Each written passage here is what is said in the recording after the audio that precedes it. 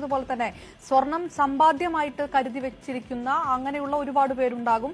അപ്പോൾ അത് ഒരു പക്ഷേ സർക്കാരിനെ സംബന്ധിച്ചിടത്തോളം കൂടുതൽ നികുതി വരുമാനം അങ്ങനെ ഒരു ലക്ഷ്യം കൂടി ഇതിന്റെ പിറകിൽ ഉണ്ടാകുമോ? പ്രത്യേകിച്ച് ഒരു സമയപരിധി നൽകിയിട്ടുണ്ട്. 2021 ജനുവരി 15-നകം പഴയ സ്വർണങ്ങൾ മാറ്റി നൽകാം എന്നുള്ള ഒരു വ്യവസ്ഥ കൂടി ഇതിനകത്തുള്ളതുകൊണ്ട്.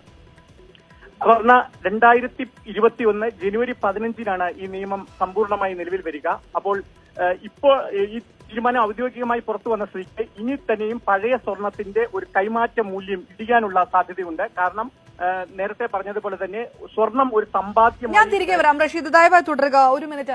ചെറുകിട സ്വർണ്ണ വ്യാപാരി ശ്രീ പത്മരാജ് നമുക്കൊപ്പം ചേരുന്നു.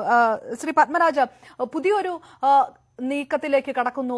ഇന്ത്യൻ ബ്യൂറോ ഓഫ് സ്റ്റാൻഡേർഡ്സിന്റെ തീരുമാനപ്രകാരം ഇനി BIS സ്വർണം മാത്രമേ വിൽക്കാനാകൂ എന്നുള്ളത് മാത്രമല്ല, അല്ലാത്ത സ്വർണം വിറ്റ് കഴിഞ്ഞാൽ 1 ലക്ഷം രൂപ പിഴയുമാണ് പറയുന്നത്. ഇതിനൊരു സമയപരിധി നൽകിയിട്ടുണ്ട്. പക്ഷേ അത് വലിയ സ്വർണ്ണ വ്യാപാരികളല്ലാത്തവരെ പ്രതികൂലമായി ബാധിക്കുമോ?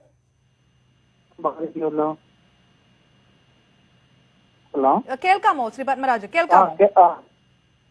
ഇത് ചെറിയ വ്യാപാരികളെ, അതായത് വലിയ ഹോൾസെയിലേഴ്സ് അല്ലാത്ത സ്വർണ്ണ വ്യാപാരികളെ, വലിയ ഗോൾഡ് ജ്വല്ലറി ചെയിൻ ഒന്നുമില്ലാത്ത ചെറിയ സ്വർണ്ണ വ്യാപാരികളെ ഇത് മോശമായി ബാധിക്കുമോ?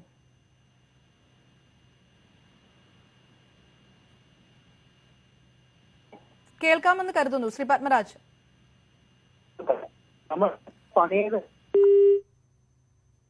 സാങ്കേതിക തടസ്സങ്ങൾ, അദ്ദേഹത്തിലേക്ക് വരാമെന്ന് പ്രതീക്ഷിക്കുന്നു.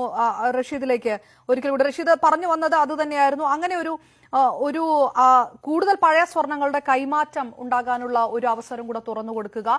പക്ഷെ അതുവഴി നികുതി പരമായിട്ടുള്ള ഒരു സ്രോതസ് കണ്ടെത്തുക. സർക്കാർ അങ്ങനെ ഒരു തീരുമാനം കൂടി ഇതിന്റെ പിറകിൽ ഉണ്ടാവും.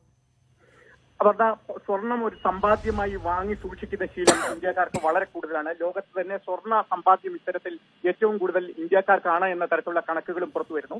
ഈ സ്വർണത്തിന്റെ ഒരു സമ്പാദ്യം എന്ന നിലയിൽ സാധാരണക്കാർ സൂക്ഷിച്ചു വെച്ചിരിക്കുന്ന സ്വർണത്തിന്റെ മൂല്യം ഇടിയും എന്നത് ഈ തീരുമാനത്തിന്റെ ഒരു വലിയ പ്രത്യാഘാതമാണ്. ഒരുപക്ഷെ ഏറ്റവും കൂടുതൽ സാധാരണക്കാരെ ഇത് ബാധിക്കാൻ പോകുന്നതും ആ രീതിയിലായിരിക്കും.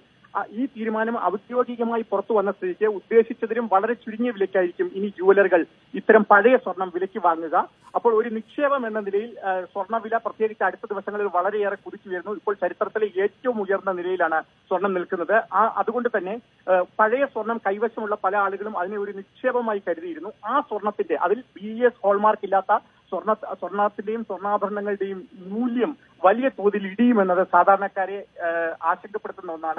രാജ്യത്ത് 2021 മുതൽ ഇനി BIS സ്വർണത്തിലുള്ള വിൽപ്പന മാത്രമേ അനുവദിക്കുകയുള്ളൂ. ഇത് ചെറുകിട സ്വർണ്ണ വ്യാപാരികളെ മോശമായി ബാധിക്കുമെന്നുള്ള അഭിപ്രായം ആണ് ന്യൂസ് 8നോട് പ്രതികരിക്കുന്നത്.